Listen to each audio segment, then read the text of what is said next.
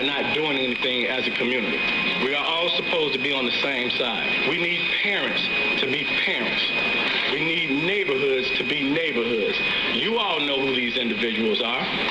They come to your homes every day, sleep with you every night. Grandparents, parents, siblings, significant others.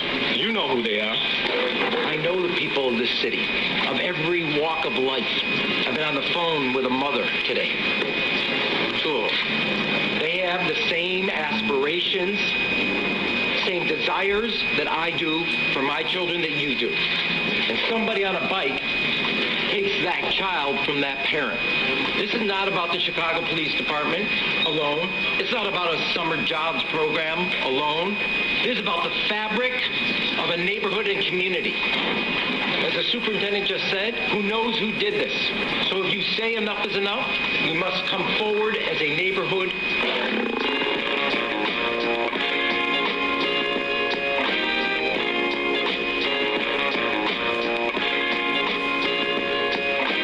Love in the heart of the city, y'all. This is the Talk of Chicago 1690 AM. I'm your host, Maze Jackson. Y'all, we are having an epic Black roundtable. We got Amara Inya, Dr. Amara Inya, JD, philosopher, scholar, world traveler, and human thesaurus encyclopedia philosopher, Salim Muwakil. Wait a minute. You're a philosopher? Yes. And you've got attorney Kimberly Agoin, JD. Kimberly Agoin, JD. And then just me, plain old Maze. But, Amar, before we went to the break, we were talking about what role do we have in being accountable for ourselves?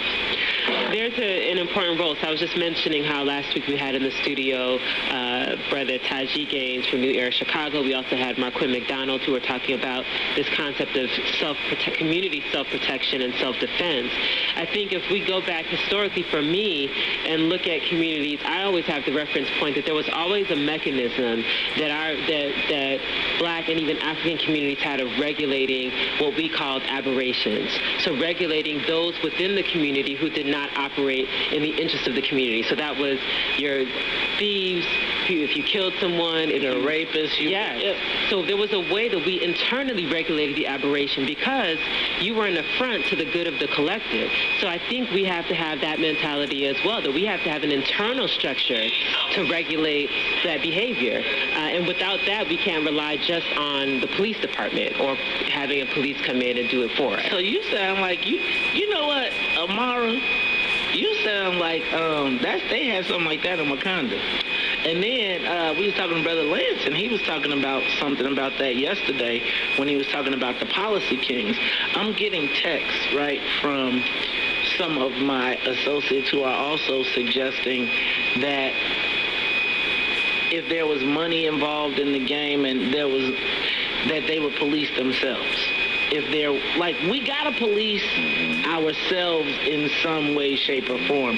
I feel some kind of way about Rahm Emanuel getting on and saying, didn't nobody say nothing when his son, you know what? Let me stop. And we still don't know what's happening. Right. We know what happened. I mean, I know what happened. We know what happened. Black folks know what happened. Now white folks, when we translate the story, we was like, yeah. Okay, Salim. Yes, but sir. Historically, put it in perspective about self-policing. In the 80s and mid-80s, even a little earlier than that, the Nation of Islam had security firms that were policing public housing projects around the country. Buffalo, Newark, New Jersey, Chicago. I remember that. Yeah. And they dropped crime precipitously. It was amazing. It was amazing how they did it. They were unarmed. That mean off a cliff. Yeah. And they were unarmed, and people couldn't figure out what was, why were they so effective? Of course, what happened is that they were denied that kind of access to public housing after HUD said that they were anti-Semitic, that they were working for an anti-Semitic organization, and so they were denied federal access to those projects, and that's when it stopped. But they indicated how that the point that you're talking about, and that Amara is talking about, that indigenous crime stopping function, we can assume, but it has to be monitored. It has to be monetized, man. We can't expect volunteers to do this kind of stuff, man, because it's too time-consuming and it's too debilitating. I've seen it in operation. I've seen people try to do this on a volunteer basis in a city in New Jersey, and what it did was it provoked familial tensions. Like one family was considered the criminal, and another family was considered the good guys, and then they shot the criminal, and the family of the criminal wanted to shoot the other, and so it began these kind of feuds that were endless. And so I think there has to be an objective kind of standard, and it has to be monetized. Yeah. Can you build that type of order, though, out of the chaos that we see? Yeah. So I'm looking at chaos. I'm looking at a war zone in many cases. And I know that we're saying that the cavalry is not coming in, and I get that, but we're not even asking for cavalry. We're just asking for basic necessities that other people enjoy, and they don't even think about it.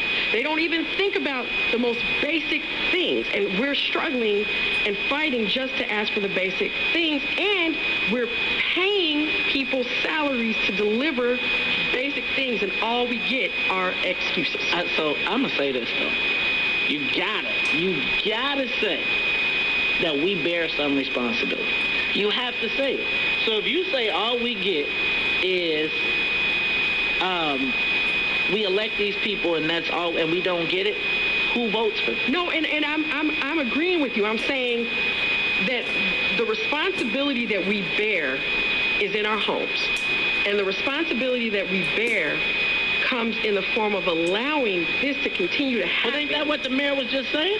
Isn't that what he was basically implying? But Chet, I think there's an underlying issue to all of this. The responsibility we bear, but all human beings want the same thing for their families. Yes. We all want the same things. We want the potential for our children. We want clean neighborhoods. We want access to education and all of that.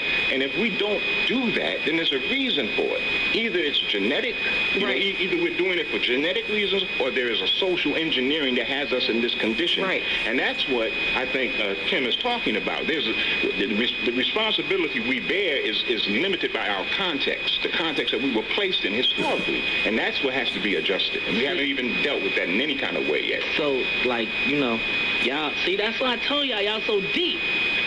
This is like a deep conversation, and all I could think about, right, Sonya back there, I feel like I would be at the poetry set like, yes.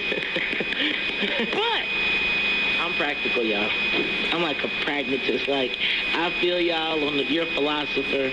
Y'all both are well-learned scholars. But how does that happen today, knowing that we gonna have more shootings this weekend, next weekend, and I'm telling you, this tough on crime crap is about to start coming. The reason you see the mayor dancing at the parties is because he's talking to the seniors who are seeing that and ain't interpreting it the same way. I'm a senior, man, because we have. Hey, man, you different though. You worldly. Look, it's Talk Chicago 1690.